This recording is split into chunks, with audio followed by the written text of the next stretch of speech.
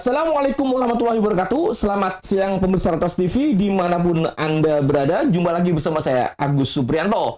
Sekarang kita akan coba meminta pendapat ini dengan aktivis atau praktisi hukum nih, saya sebutnya nih, Bang Harjuno Wiwoho, ya kan. Assalamualaikum Bang Harjuno. Waalaikumsalam. Ya, Mas Agus, gimana? Ya, Bang Harjuno, ada punten nih. Kita ingin minta pendapat dari Anda nih. Ini mengenai tadi ada yang sempat kita singgung di awal-awal pembicaraan tadi, ada yang mengatakan bahwa pemberian amnesti dan abolisi oleh Presiden Prabowo ini ada yang mengatakan, ada yang mengkritik lah gitu kan. Karena ini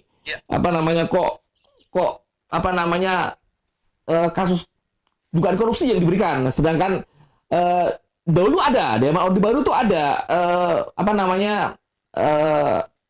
amnesti atau abolisi diberikan kepada tahanan politik, tapi ya bukan korupsi seperti si Bintang Pamungkas, Muhtar Papahan gitu kan. Nah kali ini kan kasus korupsi. Nah ini kan tadi saya juga sempat kutip ini pendapatnya dari akademisi dari Fakultas Hukum Universitas Andalas, Ferry Amsari. Dia mengkritik bahwa hukum sedang dipermainkan gitu kan. Dia katakan kalau mau memaafkan Dasto dan Tom, kenapa harus begini amat? Ini drama di pengadilan dulu nih, gitu kan? Kenapa nggak dari awal aja kan gitu? Kemudian ada lagi satu pengamat ini mengatakan juga dari Universitas Mula Warman ya, Diansah Abizah Castro. Dia mengatakan bahwa amnesti dan abolisi ini seolah jadikan alat kompromi politik, gitu kan? Alat kompromi politik. Nah, ini Bang Juna menurut Anda sendiri gimana nih, gitu ya? Sebenarnya secara hukum nih, gitu kan? Kita ingin tahu. Jelas kita melihatnya begini, Mas. Ya. Abolisi, amnesti, bahkan kayak seperti gerasi itu adalah bagian daripada hak prerogatif presiden. Tentunya itu adalah hak presiden untuk bisa memberikan itu. Dan kalau saya melihat di dalam kasus ini, pemberian abolisi dan amnesti itu terhadap, khususnya kita melihatnya terhadap Thomas Lembong dan Pak Hasto itu menurut saya menjadi bentuk keberanian politik Presiden Prabowo dalam membangun rekonsiliasi nasional pasca pemilu. Jadi apapun kondisinya, langkah ini tetap perlu kita apresiasi terkait masalah pemberian abolisi oleh Presiden Prabowo kepada Thomas Lembong dan kemudian secara amnesti kepada Pak Hasto. Tapi memang dalam hal ini Tom sebagai pejabat publik memang dia membuat keputusan yang dalam kita melihat itu diskresi kebijakan. Kalau saya melihat kasus Tom Lembong sendiri, itu kan kita melihatnya sebenarnya kasus Tom Lembong itu bukan kasus korupsi, tapi merupakan pelanggaran administratif. Jadi disitulah. Jadi kondisi ini yang mana dilihat dari sistem hukum modernnya, kebijakan keliru tidak serta-merta dipidanakan tanpa bukti atau niat jahat yang jelas. Jadi kondisinya memidanakan kebijakan publik bisa menciptakan presiden buruk bagi demokrasi dan birokrasi. Ya kan? Jadi langkah presiden bukan semata keputusan politik, tapi juga mungkin bentuk daripada pemulihan akal sehat hukum. Saya melihatnya ini dalam kasusnya Tom Lembong ya, kan saya mencermati di dalam konteks abolisi. Jadi abolisi itu harus dipahami sebagai langkah untuk menghentikan proses hukum dan memulihkan keadaan seseorang. Seolah-olah perkara yang dituduhkan itu kan tidak pernah ada. Meski kita tahu terdapat beragam pandangan lah mengenai implikasi terhadap status pidananya, ya kan? Dalam hal ini kita harus tahu bahwa kejelasan terhadap naratif negara ini kita harus supaya bisa membedakan, menghindari kekeliruan terhadap tafsir publik. Jadi langkah presiden ini kembali saya sampaikan bukan sekedar keputusan politik, tapi sekaligus isyarat untuk memperjelas batas antara ranah hukum dan ranah kebijakan. Jadi di sini kita tahu bahwa ketika hukum itu digunakan untuk menghukum tafsir ideologi atau kebijakan, itu bukan keadilan, tapi pembalasan. Ya kan? Jadi jangan sampai tetapi di dalam posisi ini itu justru menjadikan sesuatu yang menjadi dianggap bentuk daripada kesewenang-wenangan, meskipun saya sampaikan tadi abolisi, amnesti itu adalah hak prerogatif presiden. Tapi saya juga mencermati bahwa hari-hari ini kan terkadang kalau misalnya dilihat dari beberapa kasus-kasus yang ada, itu kan kita melihat hukum itu yang harusnya sebagai panglima itu kan harusnya ada di atas, ya kan? Jadi meskipun saya memberikan apresiasi, saya melihat bahwa jangan sampai hukum itu ada di bawah kekuasaan. Jadi negara tetap wajib menjelaskan dasar moral dan hukum dari keputusan abolisi tersebut. Bang Arjuno, mohon maaf saya potong. tadi Anda katakan mengenai Tom Limbong itu kan sebenarnya bukan kasus ke korupsi, tapi lebih ke diskresi, ke pelanggaran administrasi ya. Ada diskresi kalau masalah gitu kan ya. Nah, apakah di kasusnya Hasto juga sama? Karena ada yang mengatakan kalau saya kutip di kuasa hukumnya Hasto, Magdhar Ismail itu mengatakan bahwa ya ini lebih ke politisasi gitu kan. Sebenarnya Pak Hasto nggak menerima suap segala macam lah gitu kan. Nggak terbukti. Apakah Anda juga melihat sama? Ya, justru itu. Saya kebetulan kalau untuk Pak Hasto, saya melihat dari posisi keadaan ini, dari awal saya juga mencermati kan, urusan yang terkait dengan Harun Masiku dan sebagainya, terkait semua teknis, itu kan ada runtutannya terkait masalah itu. Tentunya kuasa hukum dia sudah bisa menjelaskan bahwa ini bukan kasus korupsi. Sehingga saya yakin bahwa pada saat Presiden memberikan amnesti, itu bukan dengan serta-merta juga dilakukan secara ngawur. Ngerti nggak, Mas? Artinya Presiden pada saat mengambil langkah yang berani, ya sekarang waktunya sebetulnya Presiden untuk menjelaskan narasinya dengan terang. Nah, terkait pemberian amnesti, kalau kita bicara konsen lah terhadap masalah amnestinya Pak Hasto, kita kan melihat bahwa ini kan sebetulnya Presiden menunjukkan komitmen untuk membangun rekonsiliasi politik kalau saya melihatnya. Jadi ini menjadi satu bentuk keputusan besar. Keputusan Presiden tentu dilandasi dulu dengan semangat rekonsiliasi, dan itu patut kita hargai. Jadi maaf saya potong Bang Jono, ini maksud Anda rekonsiliasi politik karena kebetulan dua terdakwa ini masing-masing adalah mantan lawannya di Pilpres gitu kan, mantan PSnya gitu kan. Ya, saya rasa itu adalah bagian dari, ya namanya kita bicara rekonsiliasi, apalagi rekonsiliasi politik, ya kita tentu melihat kalau di sini Pak Hasto itu sebagai Sekjen PDIP, dan kita kan melihat jelas juga kan bahwa kondisinya kemarin pada saat ada acara apa itu PDIP, jelas di situ PDIP langsung statement kan bahwa dia mendukung penuh pemerintah Prabowo, dan itu dalam kondisi situasi ekonomi politik yang carut-marut seperti sekarang ini, itu tentunya dibutuhkan oleh Presiden Prabowo untuk tidak menambah musuh secara politik, tapi tentunya itu diharapkan kebijakan-kebijakan pemerintah betul-betul harus pro rakyat.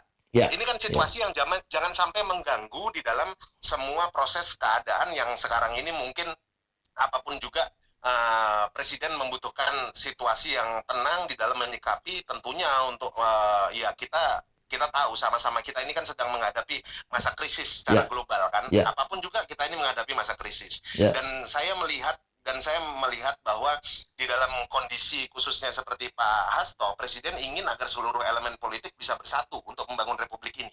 Ngerti nggak, Mas? Jadi itu yang mungkin dilandasi dengan semangat ini mau menuju kepada 80 tahun kemerdekaan juga. Momennya kan diambil ke situ. Dan di sini kan tidak hanya sebetulnya urusan Pak Tom Lembong dan Pak Hasto, ada sekitar 1178 yang diberikan amnesti.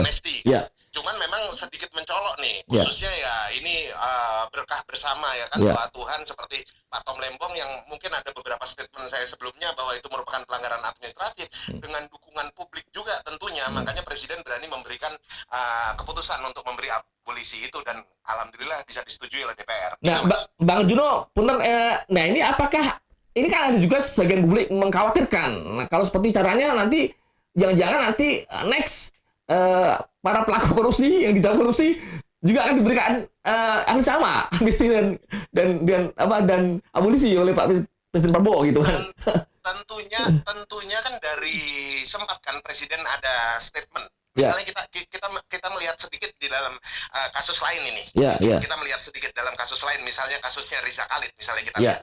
Di sini posisi ini kan bisa dilihat ini adalah bagian daripada bargaining yang tentunya Pak Prabowo sudah sampaikan juga. Pada saat di situ ada koruptor yang dianggap mungkin pasca beliau itu dilantik menjadi presiden, seolah-olah beliau itu menjadi lunak. Pasca menjadi presiden beliau sampaikan, koruptor, kalau kau mau kembali, selesai, kembalikan dulu dong itu yang kau korupsi.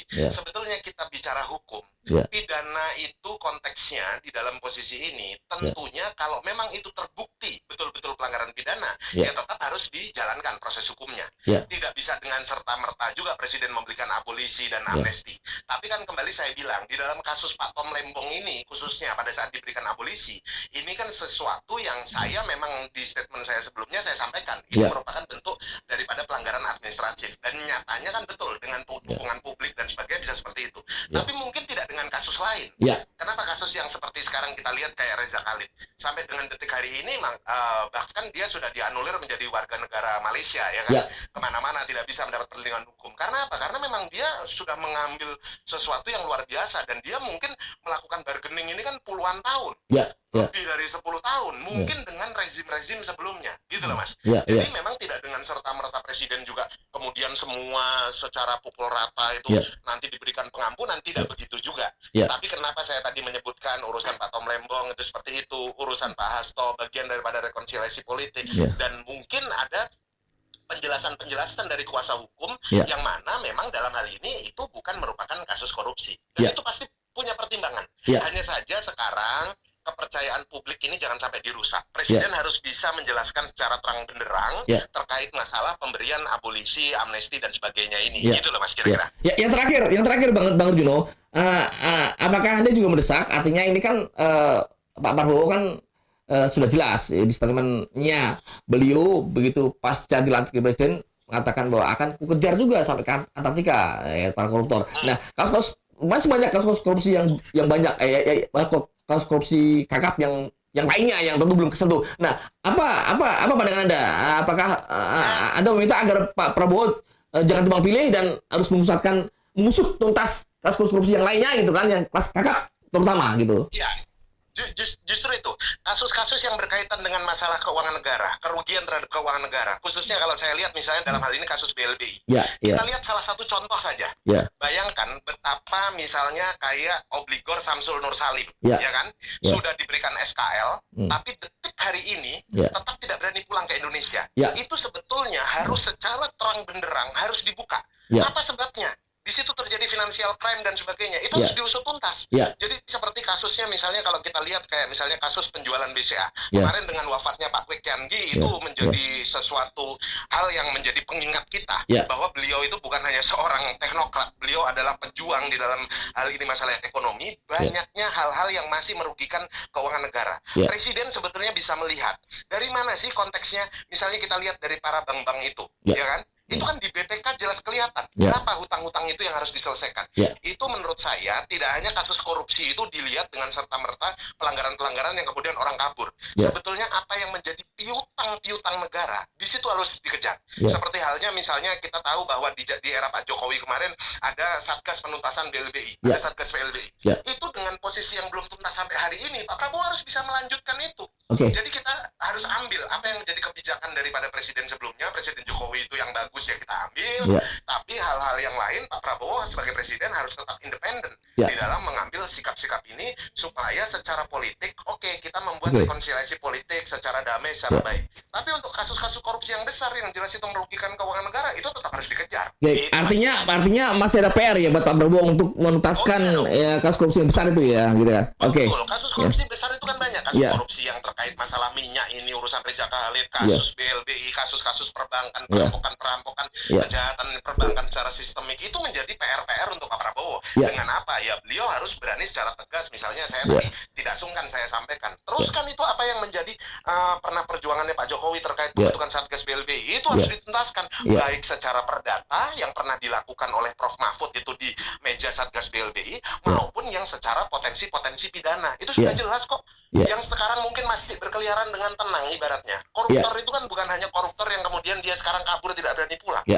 Bisa jadi itu yang sekarang justru mungkin dia menjadi raksasa, pengusaha-pengusaha yang hebat, padahal masih banyak kasus-kasus yang belum tuntas. Itu kelihatannya dari mana? Ya jangan sampai terjadi hengki-pengki. Di BPK itu jelas kelihatan kok mana kewajiban, mana yang menjadi hak negara. Ingat loh, hak negara yang dikembalikan untuk recovery aset itu adalah bagian daripada hak rakyat. Hak rakyat daripada sumber-sumber APBN. Makanya saya bilang kebijakan pemerintah benar-benar harus kebijakan yang pro rakyat. Itu pentingnya. Jangan sampai sekarang kita melihat posisi pemerintahan Presiden Prabowo ini justru banyak yang teriak. masyarakat, rakyat banyak yang merasa susah, banyak secara konteks ini kebetulan kita ini sedang mengalami masa krisis juga kan. Jadi di tengah-tengah kesusahan masyarakat ini jangan sampai Presiden tidak mengambil langkah tegas di dalam penyelesaian penuntasan kasus-kasus keuangan negara, gitu Mas. Baik, terima kasih Bang Arjuno, sangat lengkap keterangannya.